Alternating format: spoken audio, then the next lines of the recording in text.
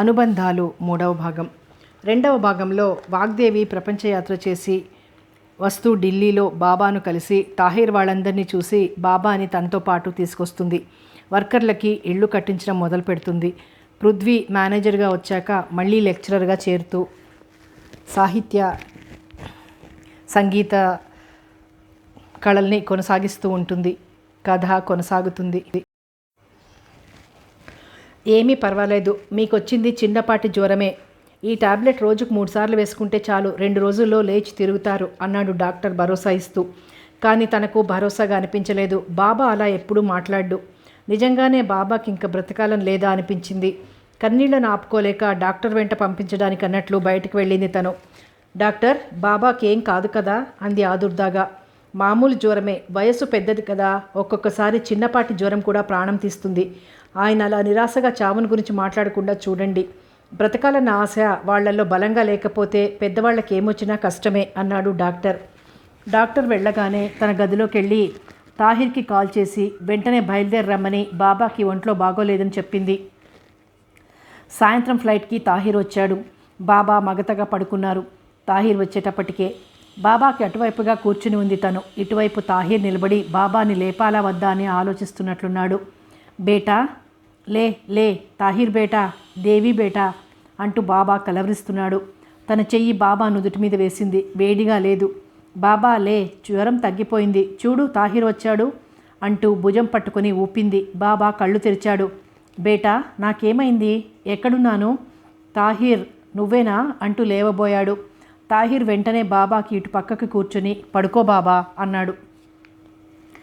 ఏం లేదు బేటా, కొంచెం నీరసంగా ఉందంతే.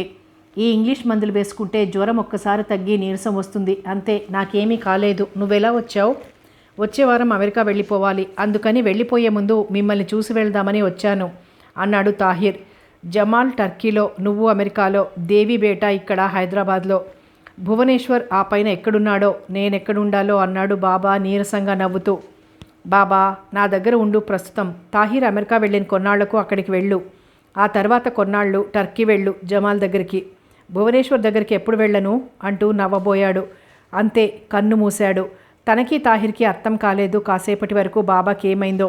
అర్థమయ్యేటప్పటికీ దుఃఖం కట్టలు తెంచుకుంది. తల్లి తండ్రి పోయినప్పుడు కూడా అలా ఏడవలేదు నేను. తనకు మిగిలిన ఒక్క వ్యక్తి కూడా తనని ఒంటరిగా వదిలేసి వెళ్ళిపోయాడు. తాహిర్ను ఓదార్చాలన్న ఆలోచన కూడా తనకు తట్టలేదు. తాహిర్ తల వంచుకుని కూర్చున్నాడు. డ్రైవర్ యూనస్ బాబాకి దూరపు చుట్టం అవడం వల్ల అతను, తాహిర్ బాబా అంతిమయాత్ర పూర్తి చేసే ఏర్పాట్లు చేసింది తను. ఫ్యాక్టరీ వర్కర్లందరూ అందులో పాల్గొన్నారు. పుట్టి పెరిగిన చోట పోవాలన్న బాబా కోరిక తీరింది అనుకుంది తను. ఏదైనా గట్టి కోరిక ఉంటే తీరుతుందంటారు. ఏమో, అందరి విషయంలో కాకపోవచ్చు. బాబా లాంటి పుణ్యాత్ములకే అలా జరుగుతుందనుకుంటా అనుకుంది తను. తనకి ఏ కోరిక అంత బలంగా ఎందుకు లేదు? ప్రతిదీ తనకు బాధ్యతగా అనిపిస్తుంది. ఏ పని చేసినా బాధ్యత తీర్చుకున్నట్లుగా తెరిపిగా అనిపిస్తుంది. అంతే, తనని తాను మర్చిపోయేంత ఆనందం తనకు దేనికి కలగదు అనుకుంటూ ఆలోచిస్తూ కూర్చుంది. దేవీజీ, లేవండి, ఎంతసేపు ఇలా కూర్చుంటారు అంటూ తాహిర్ తన తల మీద చేయి వేసి లేపే వరకు తను పరిసరాల్ని మర్చిపోయి తన ఆలోచనల్లో తనుండిపోయింది. తాహిర్ అన్ని కార్యక్రమాలు పూర్తయ్యే వరకు ఉండి, దేవీజీ, ఇక నేను వెళ్తాను. బాబాతోనే మన బాంధవ్యం తెగిపోయింది అనుకోకండి, మన మధ్య రాకపోకలుండాలి అన్నాడు. సికింద్రాబాద్ హైదరాబాద్ అన్నట్లు మాట్లాడుతున్నావు. ఎక్కడి అమెరికా, ఎక్కడ హైదరాబాద్ అంది తను. రావాలనుకుంటే దూరం అడ్డురాదు. డబ్బు మాట, లక్షల్లో ఖర్చు, అది అడ్డురాదు. నువ్విస్తావా? ఇవ్వకూడదని లేదుగా. అంత సంపాదన ఉందా ప్రభుత్వ ఉద్యోగులకు? సంపాదన ఎక్కువ లేకపోయినా నాకు ఖర్చు తక్కువ కదా. నా ఒక్కడి మీద ఖర్చు ఎంత అవుతుందని? ఆ మాత్రం అన్నావు చాలు. నా డబ్బు కావాలనుకున్న వాళ్లే నాకున్నారు అనుకున్నాను. నా మీద ఖర్చు పెట్టేవాళ్ళు ఉన్నారనుకుంటే అదొక తృప్తిగా ఉంది అంది సంతోషంతో. టికెట్ ఇవాళ సాయంత్రానికి కానీ దొరక్కపోతే రేపు ఉదయం ఫ్లైట్కి తీసుకుంటాను. మరొక్క రోజు ఉండలేవా? దేనికి? ఏదైనా పనుందా? కొద్దిపాటి పనుంది. మనం ఫ్యాక్టరీ దగ్గరికి వెళ్ళాలి. నేను దేనికి? అక్కడ ఫ్యాక్టరీ పక్కనే చోటీ ఫూఫీ బాబా ఇళ్ళున్నాయి. అవి పడిపోతున్నాయి. వాటి స్థానే వేరే ఇళ్ళు కట్టించాలనుకుంటున్నాను. కానీ నిన్న బీరువా సర్దుతూ ఉంటే ఒక డాక్యుమెంట్ దొరికింది. ఏమిటది? చోటీ పూఫీ ఉన్న ఇల్లు బాబా పేరు మీద నాన్న రిజిస్టర్ చేయించారు. బాబాకు ముందే చెప్తే ఒప్పుకోరని చెప్పి ఉండరు. తర్వాత చెప్దాం అనుకుని ఉంటారు. చెప్పకుండానే నాన్న చనిపోయారు. ఇదంతా ఇప్పుడు నాకెందుకు చెప్తున్నారు? ఇంకెవరికి చెప్పను? బాబా లేరు, అది మీదేగా. నాది కాదు, జమాల్ది. తనకి రాయండి. నువ్వు ఆయన కొడుకువి కాదా? జమాల్ నువ్వు కవలలు కదా, నీకు సగభాగం ఉంటుందిగా. ఈ విషయంలో చర్చ అనవసరం. అది సరే, నాన్న రాసిందేమిటో పూర్తిగా విను. ఆ తరువాత నీ ఇష్టం వచ్చిన నిర్ణయం తీసుకో. ఆ ఇంటిని అక్బర్ తన తదనంతరం దాని ఇష్టం వచ్చిన వారికి ఇవ్వచ్చును, లేదా చోటీ పూఫీ పేరుతో దగాపడ్డ స్త్రీల కేంద్రంగా రిజిస్టర్ చేయవచ్చు. నేను ఇప్పుడేమీ ఆలోచించే స్థితిలో లేను. నన్ను కాసేపు ఒంటరిగా ఉండనివ్వండి అని గబగబా బయట తోటలోకి వెళ్ళిపోయాడు. కిటికీలోంచి చూస్తే అక్కడ తల వంచుకొని మామిడి చెట్టు కింద చిన్నగా పచార్లు చేస్తూ కనబడ్డాడు తాహిర్. ఎర్రగా పొడుగ్గా సినిమాల్లో చూసే నవాబు ఏదో ఆలోచనలో పచార్లు చేస్తున్నట్లుగా దూరం నుంచి కూడా టీవీగా కనిపించాడు. ఇంతవరకు తానెప్పుడూ అతన్ని అంత నిశితంగా చూడలేదు. తను సామాన్యంగా ఎవరిని అంత మరీ నిశితంగా చూడదు. అతను అలా ఎందుకు వెళ్ళిపోయాడో అర్థం కాలేదు. అతను తల వంచుకుని అలా పచార్లు చేస్తూ ఉంటే ఏదో లోపల నుంచి అతన్ని తొలిచేస్తున్నట్లు ఉందనుకుని ఓదార్పుగా తను అక్కడికి వెళ్ళడం మంచిదనుకుంది. తాహిర్, సారీ, నీ మనసుని బాధ పెట్టినట్లున్నాను. లేదు, నాకు మనసుంటూ ఉంటే బాధ పెట్టగలిగేవారు. నా మనసు బండపారిపోయింది. తాహిర్, పద, ఆ సిమెంట్ బెంచ్ మీద కూర్చుందాం. అక్కడ నీడగా ఉంది. వద్దు, పదండి, లోపలికి వెళ్దాం. లేనిపోని మాటలకు తావివ్వకూడదు. నాకేం పర్వాలేదు, మీకు మంచిది కాదు. ఎంత బాధ్యతగా ఆలోచించాడు తాహిర్. తనకు ఆ సంగతి తట్టనే లేదు అనుకుంది. బాబా అన్నట్లు నాలో పసితనమే కానీ వయసుతో పాటు ప్రపంచ జ్ఞానం రాలేదు అనుకుంటూ ఇంటివైపు నడిచింది. బట్లర్ని పిలిచి నాన్నగారి గదిలోకి టీ పంపమని పురమాయించింది. వద్దు, హాల్లోకి పంపు దేవీజీ. అక్కడ కూర్చుంటే మీకు టెలిఫోన్ ఏదైనా వచ్చినా వీలుగా ఉంటుంది. అవునన్నట్లు తలూపింది. ఈ మధ్య ఎవరొచ్చినా వారికి నాన్నగారి గదిలోనే ఉండడానికి ఏర్పాట్లు చేస్తోంది. అన్న మాత్రం ఆ గది పక్కనే ఉన్న తన గదిలోనే ఉంటాడు. తక్తి మీద కాళ్ళు పైకి పెట్టుకుని కూర్చుంది. కుషన్ ఒడిలో పెట్టుకుంది. తాహిర్ దాని పక్కన ఉన్న సింగిల్ సోఫాలో కూర్చున్నాడు. తల వంచుకొని వళ్ళో పెట్టుకున్న చేతుల వంక తదేకంగా చూసుకుంటున్నాడు. తాహిర్, ఎంతసేపు చేతులు అలా చూసుకుంటూ కూర్చుంటావు? మొదటిసారిగా చూస్తున్నాను. చాలా బాగున్నాయి నీ చేతులు. చేతి వేళ్ళును కళాకారుడి వేళ్లల్లా ఉన్నాయి. నిజమా అంటుంటే మొదటిసారిగా అతని ముఖంలో కాస్త చిరునవ్వు కనిపించింది. బట్లర్ టీ తెచ్చాడు. నేను కలుపుతానులే, నువ్వు వెళ్ళు అని తనే టీ కలుపుతూ, నువ్వు బ్లాక్ టీయే తీసుకుంటావుగా అంది. అవునన్నట్లు తలూపాడు. ఒక కప్పు అతని చేతికిచ్చి తనకో కప్పు చేతిలోకి తీసుకుంది. అతను ఎటో శూన్యంలోకి చూస్తున్నాడు. తాహిర్, ఎంతసేపు నీ మౌనముద్ర? ఎలా ఉన్నావో తెలుసా? తనని బందీ చేసిన చోటు నుంచి దూరంగా ఉన్న ప్రియురాలికి కట్టించిన తాజ్మహల్ని చూస్తున్న షాజహాన్లా ఉన్నావు. తాహిర్ నవ్వాడు. హమ్మయ్యా, నిన్ను సమాధి నుంచి బయటికి తీసుకురాగలిగాను అంది తను సంతోషంగా. లేని ప్రియురాలి కోసం కట్టాలి సమాధి నేను. తాహిర్, నువ్వు నాకు అర్థం కావడం లేదు. అసలు పెళ్ళంటే నీకు భయమో అసహ్యమో అర్థం కావడం లేదు. రెండూ లేవు. అసలు వాటిని గురించే ఆలోచించే వ్యవధి నాకు లేదు. అంత పని ఉంటుందా ఆఫీస్లో? ఆఫీస్ పనిలో వ్యవధి ఉన్నా జీవితంలో వ్యవధి లేదు. అంటే నేను మామూలు మనిషిని, అర్థమయ్యేట్టు చెప్పు. జమాల్లా నువ్వు కవివి కాదు కదా. జమాల్ రాసే కవి, నేను రాయని కవిని. తనకు నవ్వాగలేదు. మీకు జమాల్ గుర్తుకొస్తూ ఉంటారా అప్పుడప్పుడు అన్నాడు అతను హఠాత్తుగా. మీరందరూ గుర్తుకొస్తారు. అమ్మీని నేను ఎక్కువగా చూడలేదు కదా. తను తప్పిస్తే మీరందరూ బాగా గుర్తుకొస్తారు. బాబా, చోటీ పూఫీ ఇంకా ఎక్కువ గుర్తుకొస్తారు. జమాల్ అదృష్టవంతుడు. ప్రేమగా చూసుకునే తల్లిదండ్రులు, ప్రేమ విఫలమైన జీవితాన్ని మలుపు తిప్పుకొని స్థిరపడిపోగలిగిన సమర్థత గలవాడు. అమ్మీ మాట నాకు తెలియదు, కానీ బాబాకి, చోటీ పూఫీకి నువ్వంటే ఎంతో ఇష్టం. నీకు గుర్తుందా, ఒక రోజున నేను వచ్చాను మీ ఇంటికి. చోటీ పూఫీ మనందరికీ భోజనం వడ్డిస్తూ నువ్వు సరిగ్గా తినకపోతే ఎంత ప్రేమగా ఇది తిను అది తిను అని నువ్వు తినే వరకు ఊరుకోలేదు. మీ నాన్నగారికి కూడా అలాగే కొసరి కొసరి పెట్టింది కదా అంటే అని అతని వంక ఏమిటైతే అన్నట్లు చురుగ్గా చూసింది. ఏమీ లేదు. ఆవిడ ప్రేమను గుర్తించే అవకాశం ఆవిడ నాకు ఇవ్వలేదు. ఆ అవకాశం మీ నాన్నగారికే ఇచ్చింది. అంటే నీకు తెలుసా వాళ్ళిద్దరి సంగతి? జమాల్ నేను మరీ అంత చిన్నపిల్లలం కాదుగా. నెమ్మది మీద నాకు అర్థమైంది. ఆవిడ ప్రేమను గుర్తించలేదని ఇప్పుడు బాధపడుతున్నావా? అయినా ఆవిడకు నీ మీద ప్రేమ ఉంటే ఎంత, లేకపోతే ఎంత? నాకు ముఖ్యం ఆవిడ ప్రేమ. దేనికి? నీ మాటలు నాకు అర్థం కావడం లేదు. తల్లి, తండ్రి, తోడబుట్టిన వారు ప్రేమగా ఉండకపోతే బాధపడాలి కానీ చోటీ పూఫీ ప్రేమ కోసం ఎందుకంత నీకు ఆరాటం? ఎందుకంటే ఆవిడ మీకందరికీ చోటీ పూఫీ, నాకు కన్న తల్లి కనుక. తాహిర్, ఏమిటంటున్నావు అని ఆశ్చర్యపోవడం తన వంతైంది. నాకు తెలియదు ఆ సంగతి. నా అమ్మి బ్రతికున్నంతకాలం ఢిల్లీలో ఉండగా నేను జమాల్ ఐఎఫ్ఎస్లో ఎంపికయ్యామని అమ్మీకి బాబాకి చెప్పాలని సంతోషంగా ఇంటికి వచ్చేటప్పటికి బాబా బయట బజార్ పని మీద వెళ్ళారు. అమ్మీతో చెప్దామని లోపలి గది దగ్గరికి వెళ్ళేటప్పటికీ అమ్మీ బడీ పూఫీతో తాహిర్ తల్లి బ్రతికుంటే అంటూ చెబుతున్న మాటలు వినబడ్డాయి. నిలబడిపోయాను. చెప్పు, ఏముంది? నాకు ఆ క్షణం నేనెక్కడున్నానో నాకేమైందో నాకు అర్థం కాలేదు. బడీ పూఫీ అడిగింది మా అమ్మీని. అయితే తాహిర్ తండ్రెవరు? బాయ్జాన్ స్నేహితుడా అంది. కాదు కాదు, అప్పటికాయనకి చమేలి అంటే పిల్లలు చోటిపూఫీ అంటారే ఆవిడ తెలియదు. ఒక నవాబ్ ఇలాకాలో ఉండేది, ఆ నవాబు కొడుకే ఇతను అంది అమ్మీ. ఆ నవాబ్ ఇక్కడెక్కడున్నాడు అని అడిగింది పూఫీ. పాకిస్తాన్ వెళ్ళిపోయాడు. మా ఇంటి పక్క ఇల్లు చమేలీకి రాసిచ్చి కొంత రొక్కం కూడా తనకివ్వమని మీ బాయ్జాన్కి ఇచ్చాడు. నవాబుకు ఆ సంగతి తెలిస్తే ఏ దాయానో పిలిపించి కడుపు తీయించేసేవాడు. వెళ్ళాక మాకు తెలిసింది. మీ బాయ్సాబ్ సంగతి తెలుసుగా, మనం లేమా, నీకు పుట్టబోయే బిడ్డతో పాటు ఆ బిడ్డని పెంచుదాం అన్నారు. జమాల్ పుట్టిన 15 రోజులకి తాహిర్ పుట్టాడు.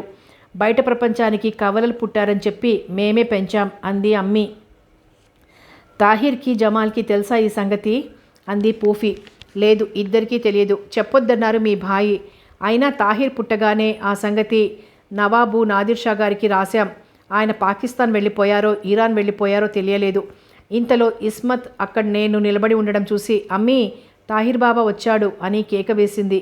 అమ్మీ పూఫీ కంగారు పడుతూ వచ్చి తాహిర్ బేటా ఏమైంది, జమాలేడి, ఒక్కడిగే వచ్చావు అంది. నేను నవ్వు తెచ్చుకొని బాయ్సాబ్ మిఠాయి కొనుక్కురావడానికి వెళ్ళాడు. మేమిద్దరం ఎంపికయ్యామని చెప్పడానికి ముందుగా వచ్చాను అన్నాను. నేను అతి మామూలుగా అలా చెప్పేటప్పటికీ వాళ్ళిద్దరూ నేను వాళ్ళ మాటలు వినలేదనుకున్నారు. ఇక అప్పట్నుంచి నేను బ్రతికుండగానే నరకం అనుభవిస్తున్నాను. ఎవరికి నా పుట్టుక రహస్యం నాకు తెలిసినట్లుగా తెలియకుండా జాగ్రత్త పడుతూ వారితో ఎప్పటిలాగే ఉండడానికి ప్రయత్నిస్తూ వస్తున్నాను. అమ్మీ బాబా బడీ పూఫీ పోయారు. ఇక జమాల్ దగ్గరే దాస్తూ బతకాలి. నేను పడుతున్న మదన ఎవరితో చెప్పుకోను. ఇవాళ నాతో ఎందుకు చెప్పించారు ఇదంతా? తాహిర్, నేనున్నాను. నీ రహస్యం నాతోనే అంతమవుతుంది. ఇప్పటికైనా నీ బాధను బయట పెట్టగలిగావు అని ముందుకు వంగి అతని 2 చేతులు తన చేతుల్లోకి తీసుకుని నిమిరింది. అతని కళ్ళల్లోంచి 2 కన్నీటి బొట్లు తన చేతుల మీద పడ్డాయి వెచ్చగా. లేదు తాహిర్, సంభాళించుకో, ఇన్నాళ్ళు ఓర్చుకోగలిగావు, నీలో నీవే మదన పడిపోతూ అంటూ లేచి అతని తల నిమురుతూ లే పద, మీ అమ్మి నీకు మిగిల్చిన ఆ ఇంటిని చూడడానికి అంటూ లేచి పోర్టికోలోకి తీసుకెళ్ళింది.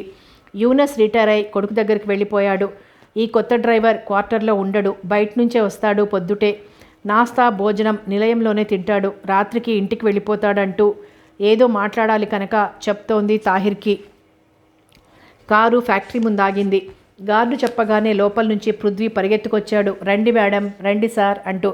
పృథ్వీ, ఫ్యాక్టరీకి రాలేదు, గార్డు ఉంటున్న ఇల్లు చూద్దామని వచ్చాం. ఆ ఇల్లు తాహిర్ సాబ్ది అంటూ గార్డును వెంట తీసుకుని ఇంట్లోకి వెళ్లారు. గార్డు భార్య ఇద్దరే ఉంటున్నారు. తాహిర్ మనసులో ఏం సుడులు తిరుగుతున్నాయో అతని ముఖం చూస్తే బోధపడ్డం లేదు. ఒక్క మాట కూడా మాట్లాడలేదు. తిరిగి ఇద్దరు కారెక్కారు. ఎవరి ఆలోచనల్లో వాళ్ళు ఉండిపోయారు. డ్రైవర్ కారు తలుపు తెరిచే వరకు నిలయానికి వచ్చినట్లే తనకు తెలియలేదు. ఇద్దరూ కారు దిగి ఎవరి గదుల్లోకి వాళ్ళు వెళ్ళిపోయారు. భువన వచ్చి అత్త భోజనానికి రా అని లేపే వరకు తను కూర్చునే నిద్రపోయిందని తెలియలేదు. భోజనాల దగ్గర తన కాలేజీ కబుర్లు చెప్తూ ఉంటే తాహిర్ వింటూ భోజనం చేశాడు. తాహిర్ ఏమీ జరగనట్టే భువన మాటలు ఉత్సాహంతో వింటున్నట్లు నటించాడు. నిజంగానే విన్నాడో లేదో తనకు అర్థం కాలేదు. ఏమైనా తాహిర్ని చదవడం కష్టం అనుకుంది. సాయంత్రం టీ తాగుతూ రేపు పొద్దుట ఫ్లైట్కి టికెట్ తీసుకున్నాను అన్నాడు. సరే, ఇంటిని ఏం చేద్దాం? ఇల్లు ఎలాగో మనం ఏం చేయకపోయినా పడిపోతుంది. అందుచేత పడగొట్టి అక్కడే మీ అమ్మగారి పేరుతో ఏదో ఒకటి కడితే బాగుంటుంది. ఏం కట్టాలో కూడా మీ నాన్నగారే రాశారుగా, దగాపడ్డ స్త్రీల కేంద్రంగా మార్చాలని. దగాపడ్డ పిల్లల మాట ఏమిటి అన్నాడు ఏడవలేక నవ్వుతూ. అలాంటి పిల్లవాడికి ఇక్కడ ఒక నిలయం ఉంది. అక్కడ ఎప్పుడు కావాలంటే అప్పుడు వచ్చి ఉండొచ్చు. థ్యాంక్స్, నేను ఇక్కడికి రావడం సరే, మీకు వీలైనప్పుడు ఎప్పుడైనా అమెరికా రండి. థ్యాంక్స్, అక్కడ 3 ఏళ్ళు ఉంటాను, చూస్తాను వీలు చూసుకుని. ఇంతలో అత్త, నాన్నగారి దగ్గర నుంచి ఉత్తరం వచ్చింది. మామయ్య రేపు వస్తున్నారంట న్యూయార్క్ నుంచి, కారు పంపించమన్నారు. నాన్న కూడా ఆ టైంకి ఇక్కడికి వస్తున్నారట అని చెప్పి వెళ్ళిపోయింది సంభ్రమంగా. ఇకనేం, మీ దగ్గర బంధువులు కూడా ఉన్నారుగా. నా దృష్టిలో నాకు బంధువులు అంటూ ఎవ్వరూ లేరు. వాళ్ళందరి దృష్టిలో నేను వంశప్రతిష్టను మంటగలుపుతున్న దానిని. మాతో స్నేహం చేయడం వల్ల మతాన్ని కూడా భ్రష్టు పట్టిస్తున్నారని కూడా అనడం లేదా మీ బంధువులు? ఆ బంధువుల సంగతి నాకు తెలియదు, కానీ మీ అన్నగారు మాత్రం తప్పనిసరిగా అలాగే అనుకుంటారు. ఆయనకి ఎప్పుడూ మీరు మీ నాన్నగారు మా కుటుంబంతో స్నేహంగా ఉండడం ఇష్టం ఉండేది కాదు. మేం ఢిల్లీ వెళ్ళిపోయాక మీ అన్నయ్య గారికి మా పీడ వదిలింది అనిపించుండొచ్చు. తనకి నవ్వాగలేదు. అయినా మనం కలుస్తూనే ఉన్నాం. బాబా ఈ ఇంట్లోనే పోయారు. మీ అన్నయ్య గారికి తెలియజేశారా? దేనికి? తెలియజేయలేదు. నాకు అవసరం లేదనిపించింది. వాళ్ళ ఫ్లైట్ ఎప్పుడో రేపు. ఈ రాత్రికి ఒక ఫ్లైట్ ఉంది ఢిల్లీకి. నేను ప్రీపోన్ చేసుకుంటాను అంటూ ఫోన్ దగ్గరికి వెళ్ళాడు. ఖాళీ ఉందట. టికెట్ డ్రైవర్తో పంపించి మార్పిస్తాను. ఇప్పుడు ఎలాగూ భువనం తీసుకువెళ్తాడు కాలేజీకి. అతనికివ్వు. అయినా వాళ్ళు వస్తే నువ్వెందుకు హడావుడిగా వెళ్ళిపోవాలి? వాళ్ళకి కనబడాలని లేదు. అంతేనా? వాళ్ళని చూడాలని లేదా? రెండూను. తాహిర్, నా ఇంట్లో నేను నాకు నచ్చిన వాళ్ళని ఆహ్వానించుకోలేనా? ఈ వయసులో కూడా నేను అన్నకు బంధువులకు భయపడాలా? భయపడ్డం కాదు కానీ లేనిపోని గొడవలు ఎందుకని. నిజంగా బాబా ఇక్కడ ఉంటే నాకెంత భరోసాగా అనిపించిందో తెలుసా? నువ్వు వచ్చాక బాబా లేని లోటు గుర్తు రాలేదు. థ్యాంక్స్. నాకు ఇక్కడ మీతో ఉంటే బాబా లేని లోటు ఎక్కువగా అనిపించలేదు. నన్నెంత ప్రేమగా చూసేవారో. కడుపున పుట్టిన జమాల్ కంటే అన్నింటికీ నన్నే ముందు పిలిచేవారు. ఏది కొన్నా ముందు నాకే ఇచ్చేవారు బాబా. స్వంత తండ్రి కూడా అలా చూసి ఉండేవాడు కాదు. నవాబులు స్వంత తండ్రులైన పిల్లల్ని అంత దగ్గరగా తీసుకోరంటారు. ఒక విధంగా బాబా దగ్గర నువ్వు పెరగడమే మంచిదైంది. అక్కడ పెరిగితే బహుశా నేను నవాబు నాన్నగారి పద్ధతిలోనే గానా బజానాల్లో పడిపోయేవాడినా అన్నాడు నవ్వుతూ తాహిర్. ఏమో చెప్పలేం. ఇంటి వాతావరణాన్ని బట్టి అలాగే జరిగేదేమో. మీ పూర్వీకుల ఇంటిలో ఉంటే మీరు వాళ్ళలాగే బట్టలు నగలు ఘోష అంటూ అలాగే జీవితం గడిపేవారా?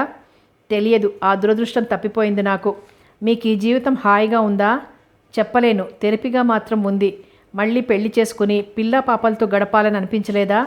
ఈ ప్రశ్న ఒకసారి వేసినట్లున్నావు. దీని గురించి నేనెప్పుడూ ఆలోచించలేదు. ఇంటి వాతావరణం అన్నానే కానీ అలాగే మా ఇళ్లల్లో వితంతువులు మళ్ళీ వివాహం చేసుకునే రివాజు లేదు. అందుచేత ఇక అలాంటి ఆలోచన రాలేదు. ఇది మనం పుట్టి పెరిగిన కుటుంబ వాతావరణ ప్రభావం. ఇప్పుడు రోజులు మారాయి. ఇప్పటికైనా మీకు ఒక తోడు కావాలి. నీకు మాత్రం వద్దా తోడు? నా మాటకేం కానీ నువ్వు పెళ్లి చేసుకోవడం అవసరం. అలా చేస్తే బాబా ఆత్మ శాంతిస్తుంది. ఆయన ఆత్మశాంతి కోసం నా ఆత్మను చంపుకోమంటారా అన్నాడు నవ్వుతూ. తమాషా కాదు తాహేర్, నిజంగా అంటున్నాను. మగవాడికి సేద తీర్చడానికైనా ఒక స్త్రీ అవసరం. స్త్రీకి అలా కాదు. తను ఏం లేకపోయినా ఇంట్లో పనిచేసుకుంటూ బ్రతికేయగలదు. నాకు మీ అందరి తోడు ఉంది. ఎవరో ఒకడు ఈ వయసులో ముసల్దానైనా నా మీద దయతలిచి పెళ్లి చేసుకుంటే ఇక నా బ్రతికెలా ఉంటుందో చెప్పమంటావా? ఫ్యాక్టరీ లాభాల మీద వచ్చే డబ్బుతో సాహిత్యం సంగీతం అంటూ ఆ విధవ కార్యక్రమాలు ఏర్పాటు చేయడం, ప్రతి విధవ మేడం మేడం అంటూ కాస్తో కూస్తో నువ్వు విదిలించే డబ్బు కోసం నీ చుట్టూ తిరగడం, నీ అందం పొగడడం, నీ సంగీతం అద్భుతమని ఆకాశానికి ఎత్తేయడం, ఇదా సంసార స్త్రీ పద్ధతి? ఇక నుంచి ఆస్తి డబ్బు సంగతి నేను చూసుకుంటాను. నువ్వు నా సంగతి చూసుకుంటే చాలు అంటాడు. అబ్బో ఇక చాలు, ఇంకెప్పుడు మళ్ళీ మీరు పెళ్లి చేసుకోండి అనను అంటూ బిగ్గరగా నవ్వాడు తాహిర్. అందుచేత నిన్ను కనిపెట్టి చూసుకోవడానికి ఒక స్త్రీ అవసరం. పెళ్లి చేసుకో. నాది మీ సంసారంలాగే ఉంటుంది. ఆఫీస్ నుంచి ఇంత ఆలస్యమైందేం? మీ గర్ల్ ఫ్రెండ్ దగ్గరికి వెళ్ళారా? డబ్బంతా మీ ఆడఫ్రెండ్కి బహుమతులు ఇవ్వడం కోసం ఖర్చు పెట్టడమేనా? ఇంట్లో నేను ఒక పెళ్ళాన్నున్నాను. దానికి ఇల్లు నడపడానికి జీతం రాగానే చేతిలో పెట్టాలని తెలియదా? ఈ వయసులో ఉన్న మిమ్మల్ని చేసుకుని ఏం సుఖం లేకుండా బ్రతకమని రాసుంది అంటూ మొదలవుతుంది. ఆఫీస్ మీటింగ్లో బాస్ గారితో చివాట్లు తిని ఇంటికి రాగానే. వద్దులే బాబు, అలాంటి తోడు లేకపోవడమే హాయి అంది తను నవ్వుతూ. దేవీజీ, ఒక్క విషయంలో మతాలన్నీ ఒక్కటే. ఏమిటది? స్త్రీలకు అన్యాయం చేయడంలో. మతాల్లో తప్పు లేదు. వాటిని వక్రీకరించి భాష్యం చెప్పేవాళ్ళు నిర్వాకమది. ఇక మన పెళ్ళిళ్ళ పర్వానికి ముగింపు పలుకుదాం. మీరు కాసేపు విశ్రాంతి తీసుకోండి. నేను బట్టలు సర్దుకుంటాను. నువ్వు వెళ్ళిపోతున్నావన్న బాధ, అన్నా బంధువులు దిగుతున్నారన్న మరో బాధ, నా జీవితాన్ని వాళ్ళు నడిపించడానికి ప్రయత్నిస్తారు. అది చిరాకు నాకు. ఈ కుటుంబాలలోని అర్థం లేని రహస్యాలు రివాజులు ఇవన్నీ చూసి విరక్తి పుట్టింది అన్నాడు తాహిర్ లేచి తన గదిలోకి వెళ్ళబోతూ. తాహిర్, నాకంటే కొద్ది నెలలు పెద్దయినా నిన్ను ఏకవచనంలో సంబోధిస్తున్నాను. నీకు తప్పుగా అనిపించడం లేదా? లేదు. తాహిర్జీ అంటే మీరు 100 మైళ్ళ దూరంలో ఉన్నట్టు అనిపిస్తుంది. మరి నన్ను దేవీజీ అని ఎందుకు మన్నిస్తూ సంబోధిస్తావు? మొదటి నుంచి మీరు పెద్దింటివారని, స్త్రీ అని మిమ్మల్ని మన్నిస్తూ పిలవాలని బాబా చెప్పారు. అలవాటైపోయింది. ఇప్పుడు మిమ్మల్ని నువ్వు అనలేను. అన్నా మీకు నాకు కూడా బాగా అనిపించదు అంటూ ఇక మాటలకు తావివ్వకుండా వెళ్ళిపోయాడు అక్కడి నుంచి. తనక్కడే అలాగే కూర్చుండిపోయింది చాలాసేపు. భువన కాలేజీ నుంచి వచ్చి, అత్త ఏమిటి ఇక్కడే కూర్చుండిపోయావు అనే వరకు ఏవేవో ఆలోచనల్లో కూరుకుపోయింది తను. ఏం లేదు, మీ నాన్న మీ మామయ్య వస్తున్నారు కదా, వాళ్ళకి ఎలాంటి మర్యాదలు చేయాలని ఆలోచిస్తూ కూర్చున్నాను అంది నవ్వుతూ. తాహిర్ ఆ రోజు రాత్రి వెళ్ళిపోయాడు. తనకు కావాల్సిన వాళ్ళు కొందరు ఈ లోకంలోనే లేకపోతే మిగతా కొందరు దేశంలో ఉండరు. తన జీవితాన్ని దిగులుతో దిగజారిపోకుండా చూసుకోవాలి. అమ్మ ఎప్పుడు అనేది, నీ పేరు వాగ్దేవి అని ఎందుకు పెట్టుకున్నామో తెలుసా? వాగ్దేవి నిలయం, సంగీత సాహిత్యాల నిలయం కావాలని.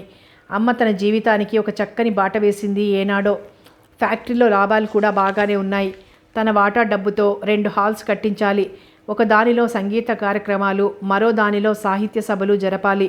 హైదరాబాద్కి ఏ గొప్ప సాహిత్యకారుడొచ్చినా పిలిచి సభ పెట్టాలి. ఏ గాయకుడు వచ్చినా పిలిచి సంగీత కార్యక్రమం ఏర్పాటు చేయాలి.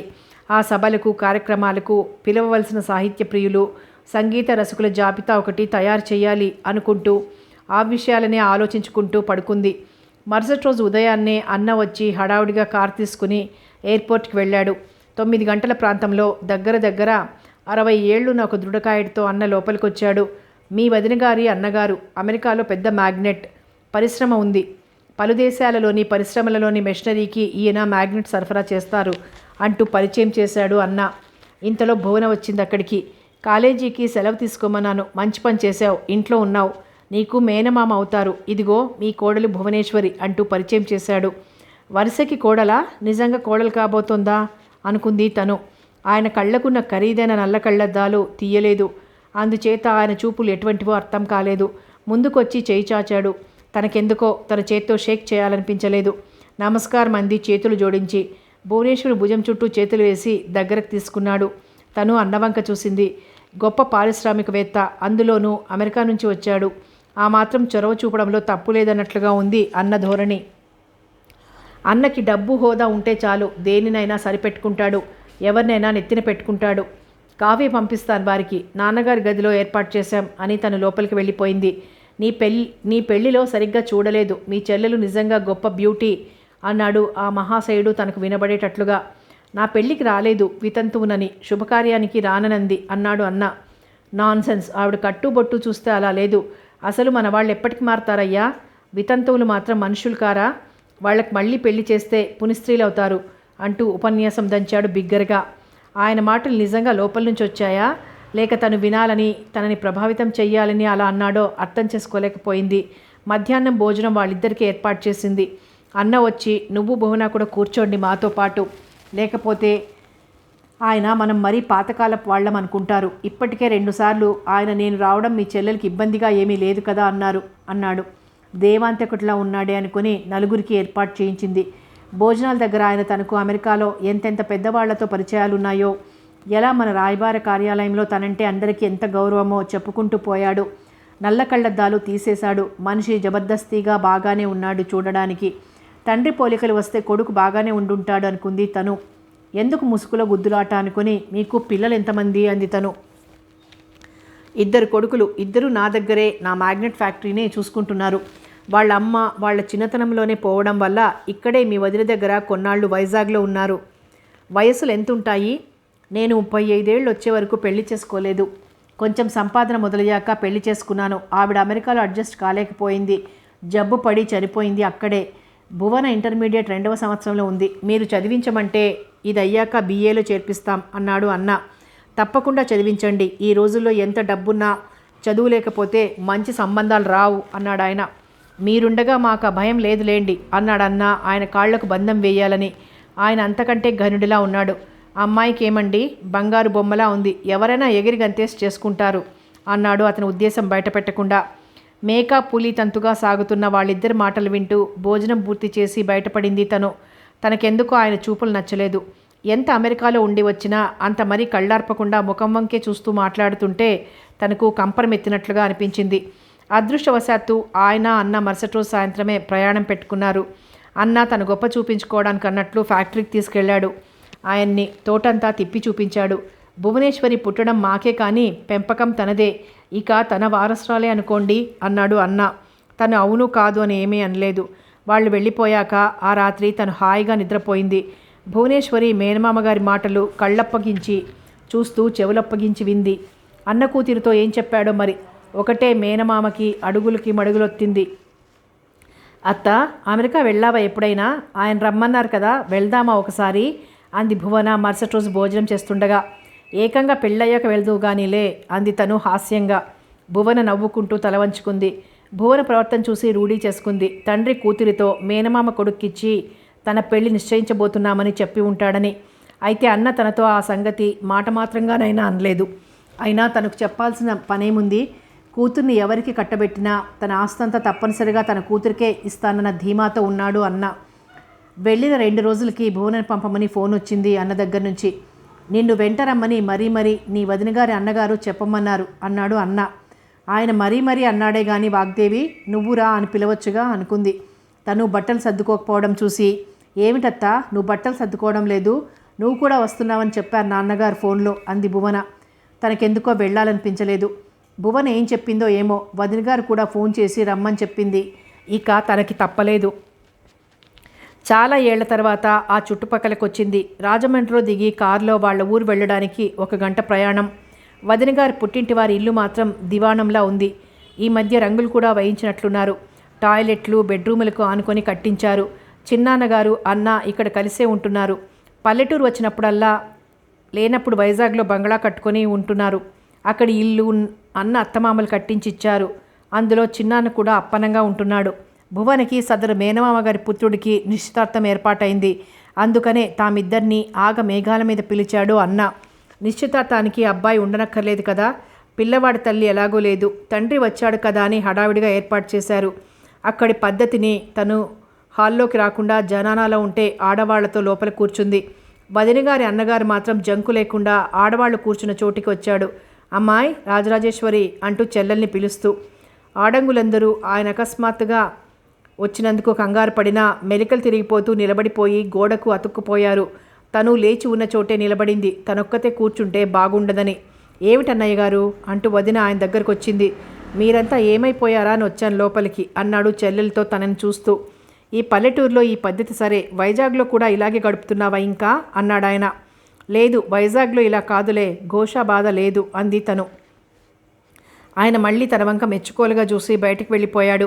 ఆడవాళ్ళంతా రాజరాజేశ్వరి గారు, మీ అన్నగారు చాలా దర్జాగా ఉన్నారమ్మా, ఆ దర్పం, ఆ టీవీ, జమీందార్ కళ ఒట్టిపడుతోంది అని ఒక్కటే మెచ్చుకున్నారు.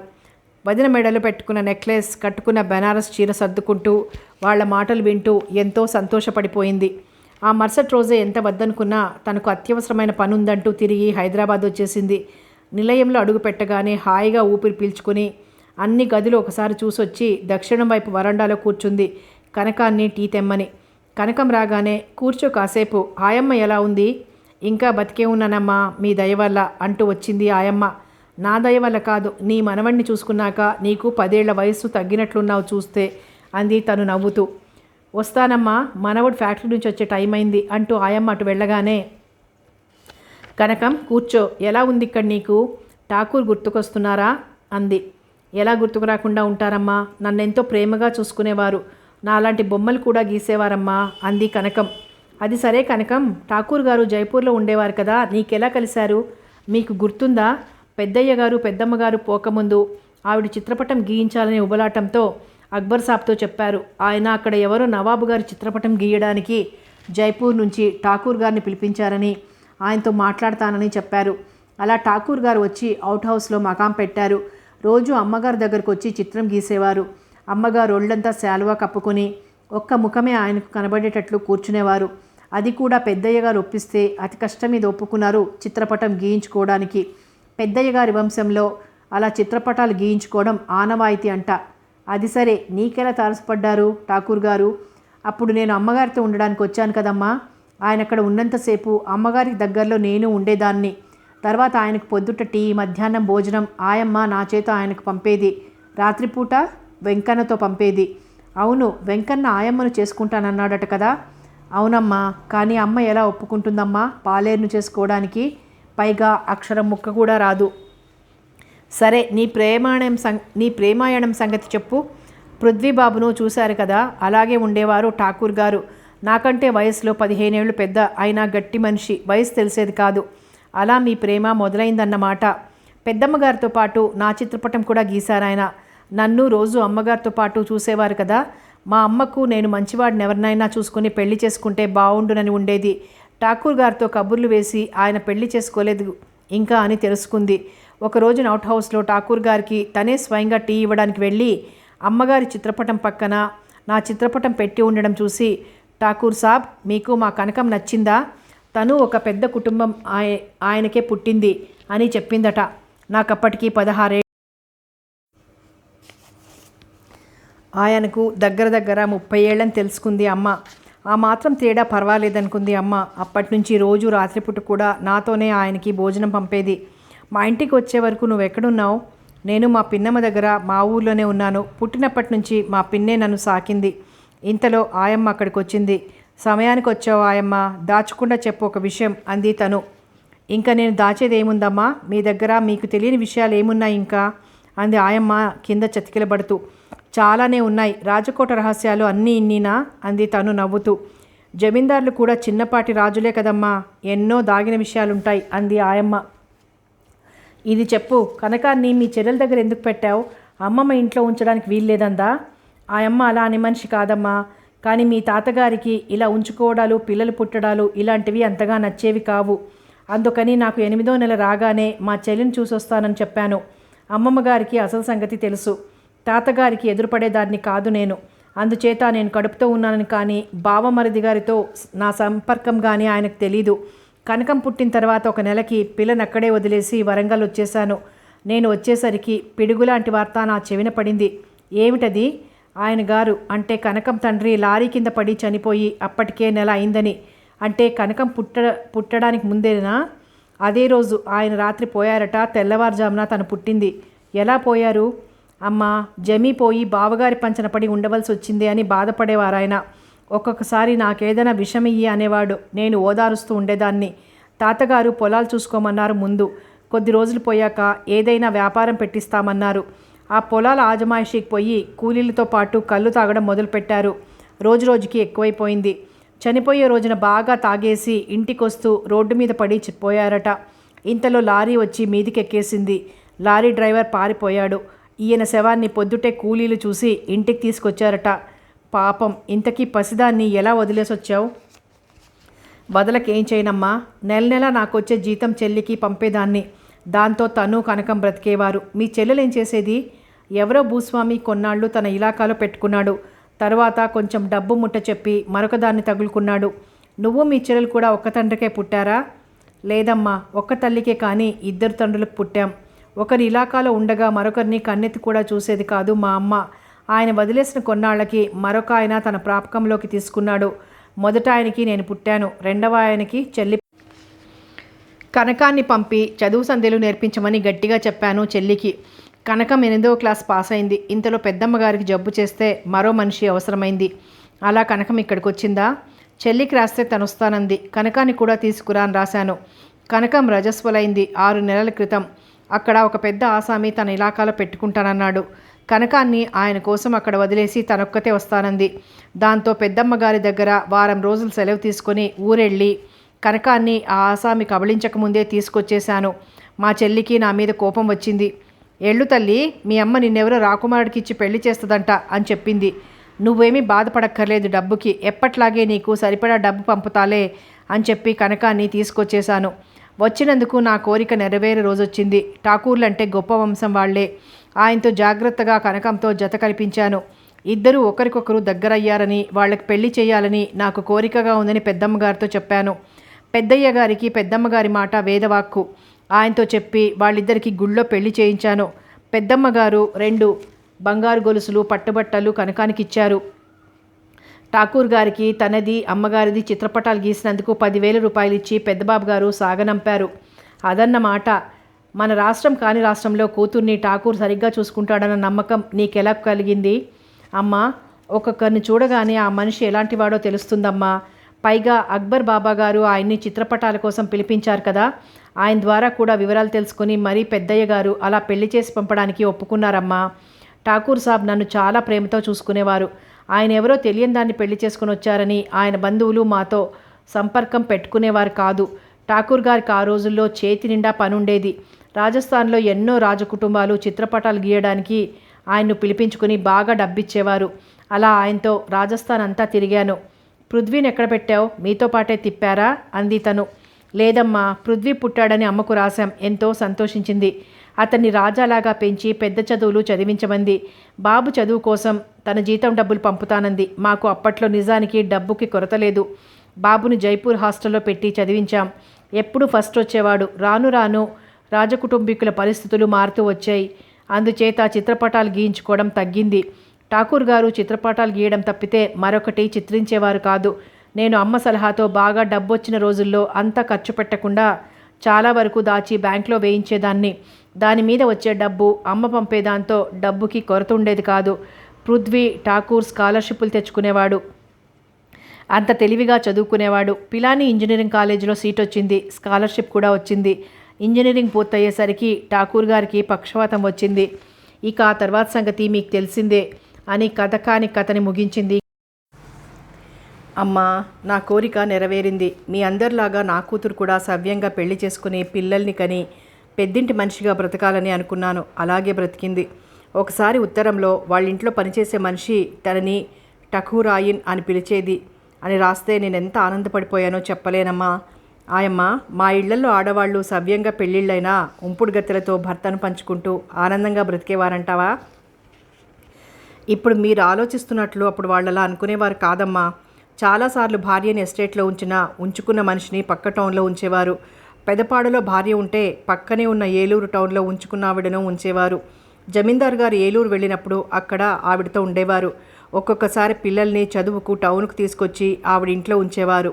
ఇప్పుడు ఆ పద్ధతులు పోయాయి తల్లి.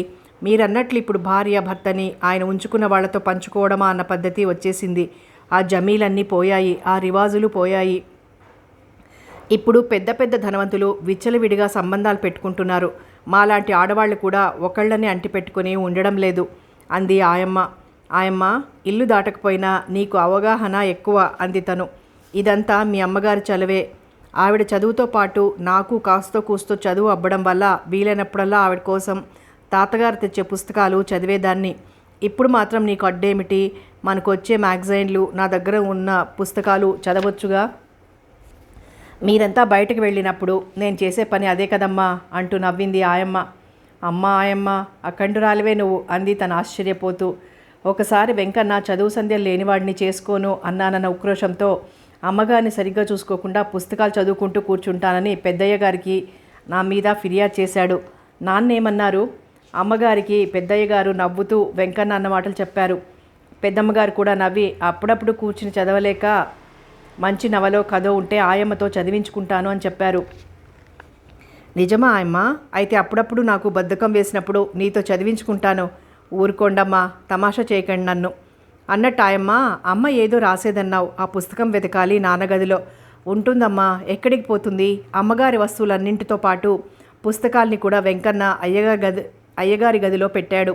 నాన్నగారు పోగానే వెంకన్న వరంగల్ వెళ్ళిపోయాడు. తనకెవరైనా ఉన్నారా? ఎందుకు లేరమ్మా, ఒక కొడుకున్నాడు. వాడిని కని భార్య చనిపోయింది.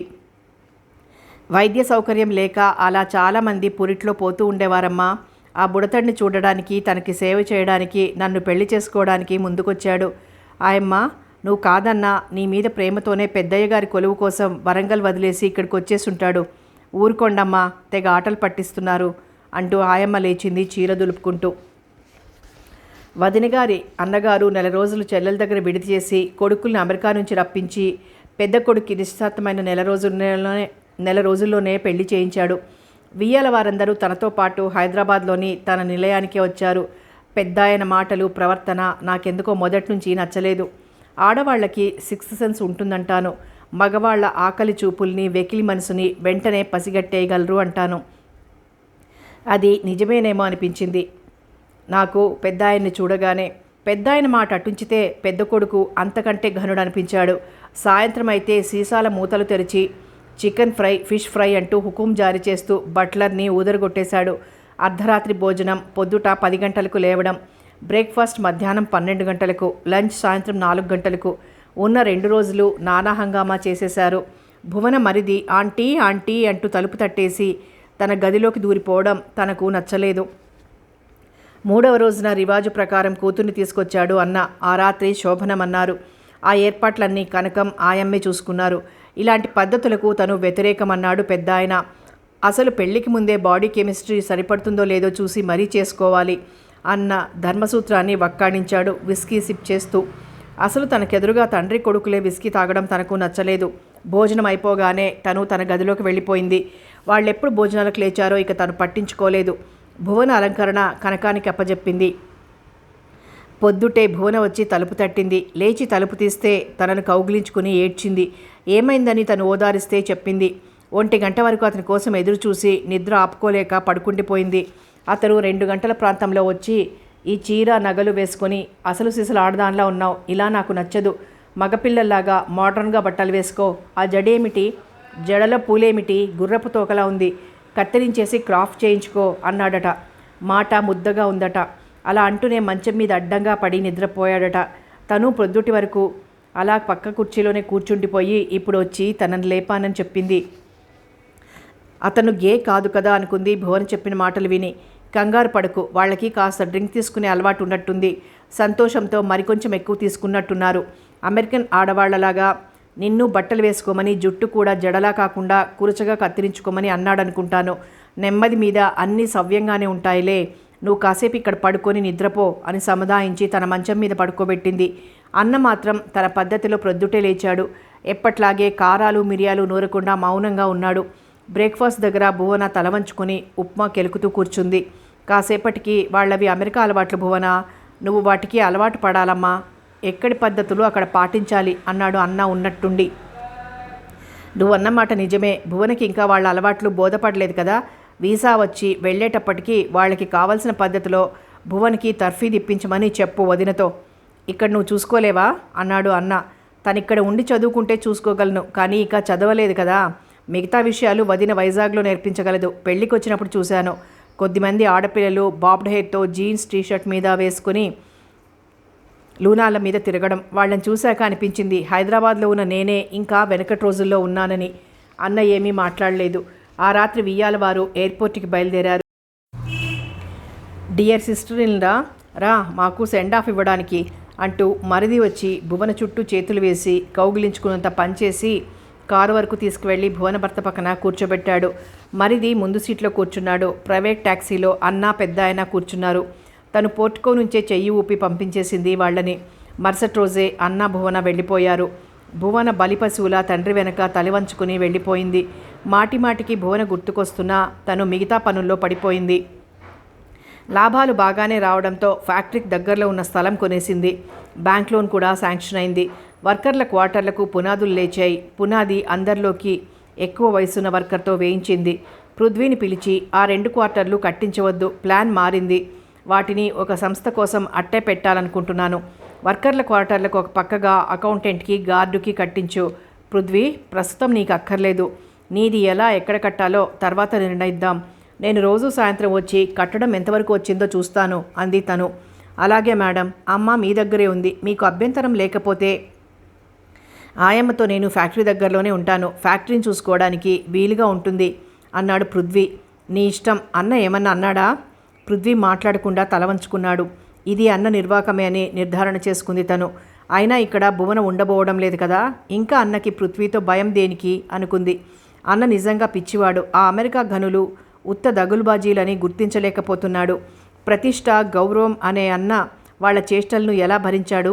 అన్న, చిన్న అన్న, వదిన, పుట్టింటి వాళ్ళ చేతుల్లో కీలుబొమ్మ అయిపోయాడు అనుకుని జీవితంలో మొట్టమొదటిసారిగా అన్నపైన జాలి పడింది తను.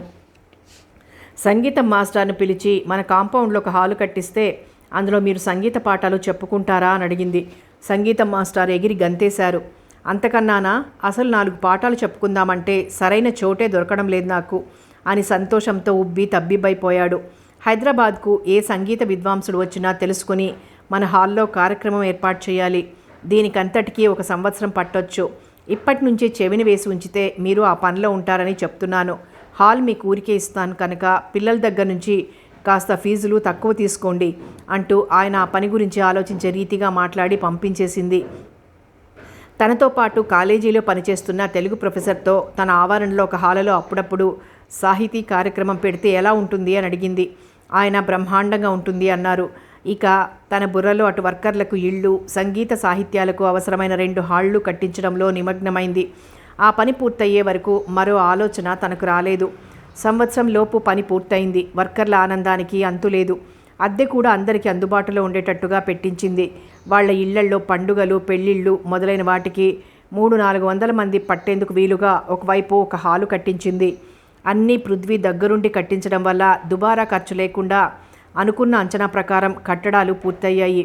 ఇంటి దగ్గర హాల్లో ఉగాదికి ఒక రోజు ముందు సారస్వత పరిషత్ అధ్యక్షుణ్ణి పిలిచి సాహితీ కార్యక్రమానికి ఆయన ఆధ్వర్యంలో జరిగేటట్లుగా ఏర్పాటు చేసింది.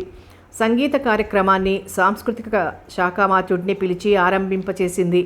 సంగీత కార్యక్రమానికి సంగీతం మేస్టారు, సాహితీ కార్యక్రమానికి తన కాలేజీ తెలుగు ప్రొఫెసర్ భుజాన వేసుకుని నడిపింపచేశారు. కార్యక్రమాలు మొదలుపెట్టి అక్కడితో అయిపోయింది అనుకునే మనస్తత్వం కాదు తనది. అసలే ఆంధ్రులకు ఆరంభ శూరులని పేరు. ముందు 2 కమిటీలు వేయిద్దామనుకుంది. కానీ ఆ కమిటీల మెంబర్లు 3కి 4 అభిప్రాయాలుండే మనస్తత్వం మనది కనుక ముందు కొన్నేళ్లు తనే స్వయంగా అన్ని కార్యక్రమాలు చేసుకోవాలనుకుంది. సృజనాత్మక సాహిత్యానికి అది ఏ పద్ధతిలో రాసినా ప్రాధాన్యం ఇస్తూ సాహిత్య కార్యక్రమాలు రూపొందించాలనుకుంది. అలాగే సంగీతంలో కూడా హిందుస్థానీ, కర్ణాటక, లలిత సంగీత కార్యక్రమాలు రూపొందించాలనుకుంది. తను ఏర్పాటు చేసే కార్యక్రమాలు లేని రోజుల్లో హాళ్ళు 2 ఏ ఇతర సంస్థ అయినా కార్యక్రమం నిర్వహించుకోవాలంటే కనీస ధరకు అద్దెకివ్వాలి. ఊరికే ఇస్తే మన వాళ్ళకి విలువ ఉండదు కదా అనుకుంది. రాజధానిలో ఎక్కువగా ఇలాంటి కార్యక్రమానికి హాళ్ళు లేనందున కొద్ది కాలంలోనే తన ప్రాంగణంలోని వాటికి గిరాకీ హెచ్చింది. వచ్చిన జనానికి ప్రత్యేకంగా మామూలుగా తాము వాడుకునే గేటు కాకుండా పక్క రోడ్డు వైపు గేటు పెట్టించింది. ఆ హాళ్ళు 2ని జాగ్రత్తగా చూసుకునేందుకు ఒక చౌకీదార్ని పెట్టింది. అద్దె మీద వచ్చే డబ్బుతో అతని జీతం, అందులో వేసిన కుర్చీల ఖర్చు కూడా నెమ్మదిగా పూడుతూ వస్తోంది. రాజధానికి ఏ గాయకుడు వచ్చినా, ఏ కవి రచయిత వచ్చినా వారితో తన ప్రాంగణంలో కార్యక్రమాలు ఏర్పాటు చేసేది. తన కార్యక్రమాన్ని చూడాలి అనుకునేవారు తనకి వాళ్ళ అడ్రస్, వాళ్ళ అభిలాష తెలియజేస్తే వాళ్ళకి కార్డు వెళ్ళేది లేదా ఫోన్ వెళ్ళేది ప్రోగ్రాంకు రమ్మని. నిజంగా కార్యక్రమాలలో ఆనందించే వారికే ఆహ్వానం అన్నమాట. అంతేగాని ఎవరో మంత్రి గారో ఎవరో ముఖ్య వ్యక్తో వస్తే ముందు వరుసలో కూర్చొని బాతాకాని వేయడానికి వచ్చేవారికి ప్రవేశం లేదు. సాంస్కృతిక శాఖామాత్యులు ముఖ్యంగా ఉర్దూ గజల్ కార్యక్రమం కానీ, కవాలి కార్యక్రమం కానీ ఉంటే తప్పకుండా హాజరయ్యేవారు. ఒకసారి సాంస్కృతిక మండలి చైనా పర్యటనకు వెళ్ళింది. నాకిక్కడ పని ఉంది రాలేనన్నా బలవంత పెట్టి ఆ మండలిలో తనను ఉపాధ్యక్షురాలిగా ఎంపిక చేశారాయన. ఆయన ఆ మండలి అధ్యక్షుడు. చైనాలో వారం రోజులు పర్యటన చేశాం. అక్కడ వారు ఏ రంగంలోనైనా ఎంత కష్టపడి తర్ఫీదు పొందుతారో చూసి అబ్బురపడింది. అలాగే ఎంత బీదవారైనా ఎలా తమ ఆరోగ్యాన్ని కాపాడుకునే విధంగా సూపులు తయారు చేసుకుంటారో కూడా పరిశీలించింది. నల్లమందు భాయీలు ఎంత త్వరలో ప్రగతిని సాధిస్తున్నారో నమ్మాలంటే చూసి తీరాల్సిందే అనుకుంది. వారం రోజుల చైనా పర్యటన ఎంతో ఆహ్లాదకరంగా సాగింది. హైదరాబాద్ ముత్యాలకు ప్రసిద్ధి. అయితే చైనాలో ముత్యాలు రాసులుగా పోసి ఉంటాయంటే అతిశయోక్తి కాదు. అందరూ ముత్యాలు కొన్నారు. తను పెట్టుకున్న హైదరాబాద్ ముత్యాల దండ చూసి ముత్యాలు అమ్మేవాళ్ళు మీ ఇండియా ముత్యాలు బాగున్నాయి అని ప్రశంసించారు. తిరిగి ఇండియాకు వచ్చాక తీరుబడిగా వారం రోజుల పేపర్లు ఒకేసారి తిరగేసింది. ఏమైనా ముఖ్యమైన వార్తలు ఉన్నాయేమోనని. ఒక పేపరులో సాంస్కృతిక శాఖామాత్యుల ఫోటో ఉంది. బహుశా సాంస్కృతిక మండలి చైనా వెళ్ళిందని రాసి ఉంటారేమోనని అనుకుంటూ చదివింది. చివరి వాక్యం చదివేటప్పటికీ తెల్లబోయింది. ధనం, అందం ఉండే ఏ స్త్రీ అయినా సాంస్కృతిక మండలిలో చోటు చేసుకోగలదు. అబ్దుల్లా గారి హయాంలో అని ఉంది. తనని ఉద్దేశించి కాదు కదా అని అనుకుంది. తప్పకుండా తనని గురించే. తన కార్యక్రమాలకు మంచి ప్రచారం రావడంతో కొందరికి తన మీద గుర్రుగా ఉందన్న వార్తలు తనదాకా రాకపోలేదు. ఇది అందులో ఒక భాగమే అనుకుంది. ఇంట్లో అన్న తనని తూలనాడడం మాత్రమే అలవాటున్న తనకి ఈ వార్త కొంత బాధ కలిగించింది. కొన్ని రోజులు బాధపడ్డ తర్వాత మర్చిపోయింది. నిజంగా కాలం ఎంతటి గాయాన్నైనా మాన్పగలుగుతుంది. కాలాన్ని మించిన దివ్యౌషధం లేదనుకుంది. యథాప్రకారం తన పనుల్లో నిమగ్నమైంది. అన్నకి తను ఇలా హాళ్లు కట్టించి కార్యక్రమాలు నడపడం, అద్దెకివ్వడం ఇష్టం లేదు. తనని ఆపలేక కోపం దిగమింగి ఊరుకున్నాడు. భువన పెళ్ళై 6 నెలలు గడిచిపోయాయి. అయినా వీసా రాలేదు. వారం రోజుల్లో వీసా తెప్పించే అంత పలుకుబడి ఉందన్న మహానుభావుడు మాటామంతి లేకుండా ఊరికుండిపోయాడు. అన్న భువనతో పాటు ఒక ఉదయం ప్రత్యక్షమయ్యాడు. నీ అక్బర్ కొడుకులు విదేశాంగ శాఖల్లోనేగా పనిచేస్తున్నారు అన్నాడు బ్రేక్ఫాస్ట్ తింటూ. నాకే గాని నీకు బాబా ఏం కాడా? సరే, ఇప్పుడు ఆయన కొడుకుల సంగతి ఎందుకు గుర్తొచ్చింది? భువనకి వీసా తెప్పించగలరేమో కనుక్కో. నువ్వే కనుక్కో, నీకు తెలుసుగా వాళ్ళు. అంత చనువు వాళ్లతో నాకు లేదు. నువ్వు వాళ్ళని ఎక్కువగా పూసుకొని తిరిగేదానివి. నా గురించి అలా మాట్లాడడానికి సిగ్గుగా లేదు? ఉన్నమాట అనడానికి నాకు సిగ్గెందుకు? ఇంతకీ నువ్వు చెప్తావా లేదా?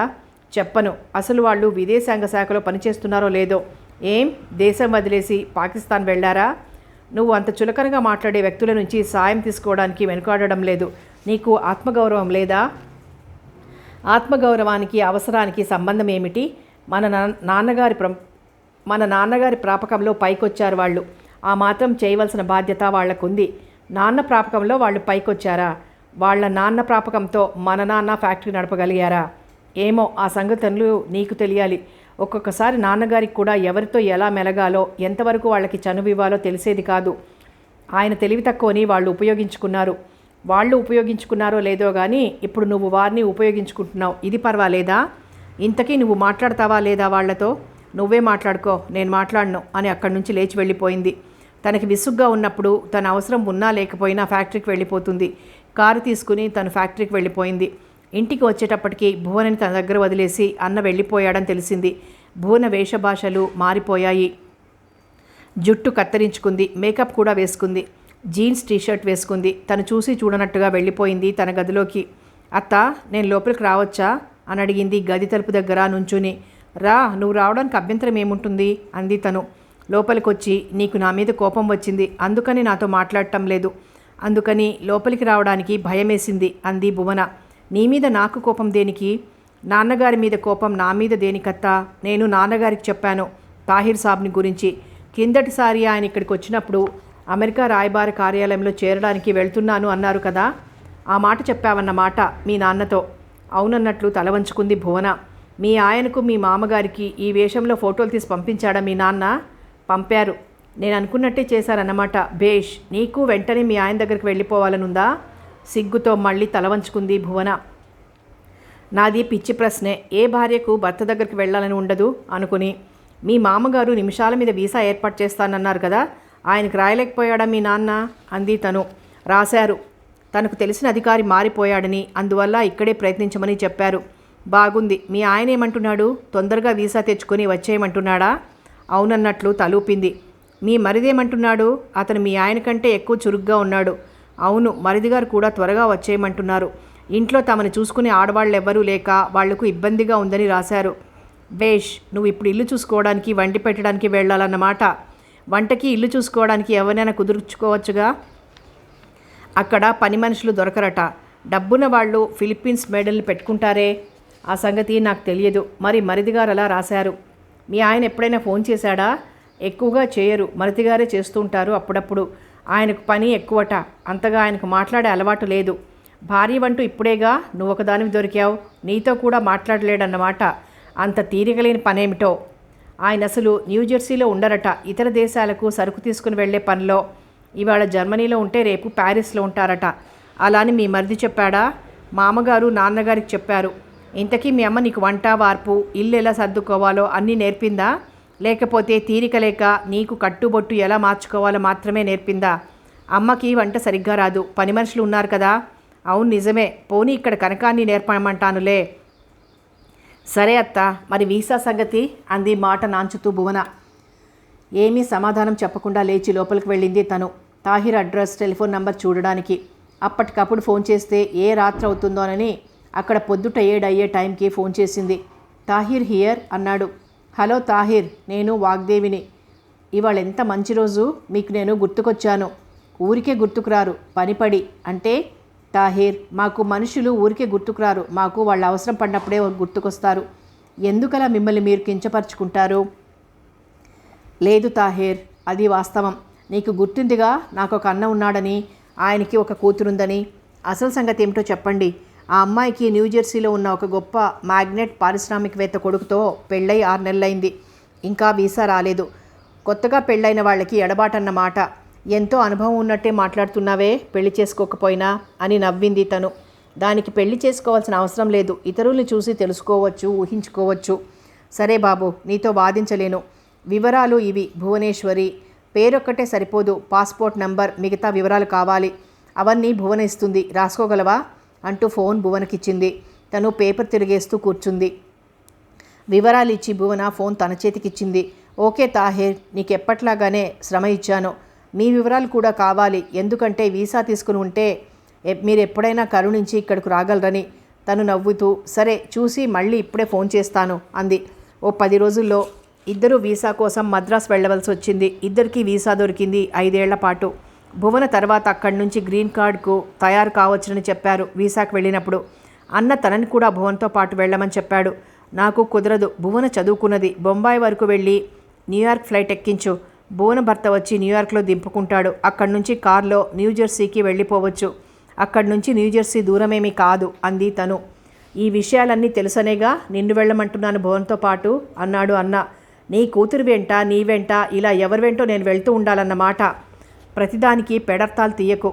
ఒకటి గుర్తుంచుకో, భువన ప్రాధేయపడిందని తాహిర్తో చెప్పి వీసా తప్పించాను, నువ్వు చెప్పావని కాదు. అంటే భువన నేను ప్రాధేయపడితేనే వెళ్తావన్నమాట. అవసరం లేదు భువన, నువ్వు ప్రాధేయపడను అక్కర్లేదు, నువ్వు ఆజ్ఞాపించను అక్కర్లేదు. నువ్వెప్పుడూ నాకు అర్థం కావు. అర్థం చేసుకోవడానికి నీకు అహం అడ్డం వస్తుంది, నీ కుటుంబ పద్ధతి అడ్డొస్తుంది. నువ్వు మనసు మార్చుకుంటే చెప్పు, నీకు టికెట్ కొంటాను. ఎంత దాతృత్వం, నీ కూతురుతో వెళ్తే నాకు టికెట్ కొంటావన్నమాట. భువన, ఇక సరే నువ్వు ఒక్కదానివే జాగ్రత్తగా వెళ్ళిపో, నేను టికెట్ సంగతి చూస్తానంటూ బయటికి వెళ్ళిపోయాడు అన్న దూకుడుగా. భువన ఇక తన వెంట పడింది. అత్త, మీరు నాతో రావాలి, నాకు అసలే కొత్త, నాకిప్పటి నుంచే భయంగా ఉంది. తాహిర్ సాబ్ కూడా మిమ్మల్ని ఒకసారి అమెరికా రమ్మని చెప్పారు కదా అప్పుడు అంది. ఎవరో రమ్మన్నారని, ఎవరికో తోడుగా వెళ్ళాలని నాకు లేదు. నాకు వీలున్నప్పుడు వెళ్ళాలనిపించినప్పుడే వెళ్తాను అంది అక్కడి నుంచి లేచి. భువన ఒక్కసారిగా తన కాళ్ళని పెనవేసుకుని, అత్త ఈ ఒక్కసారికి నా కోసం రండి అంది ఏడుస్తూ. లే ఏడవకు, వస్తాలే. ఇక ముందు కూడా వస్తూ పోతూ ఉండాలి నువ్వు. అలా అయితేనే. ముందు మాట సరే, ఇది మొదటి మాట కదా. ఇంతవరకు నేను అసలు ఫ్లైటే ఎక్కలేదు అంది కళ్ళు తుడుచుకుంటూ. పృథ్వీని వెళ్ళి 2 న్యూయార్క్ టికెట్లకి ఏ రోజుకు వీలుందో తెలుసుకోమంది. ఇంతలో అన్న తిరిగొచ్చాడు, పాస్పోర్ట్ కావాలన్నారు అంటూ. 3 రోజుల్లోనే ప్రయాణానికి టికెట్లు దొరికాయి.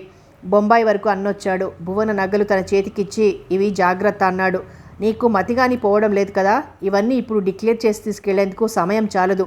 ఇక నుంచి వస్తూ పోతూ ఉంటుంది కదా, అప్పుడు చూడొచ్చులే. తీసుకెళ్ళి బ్యాంక్ లాకర్లో పెట్టేయి అంది.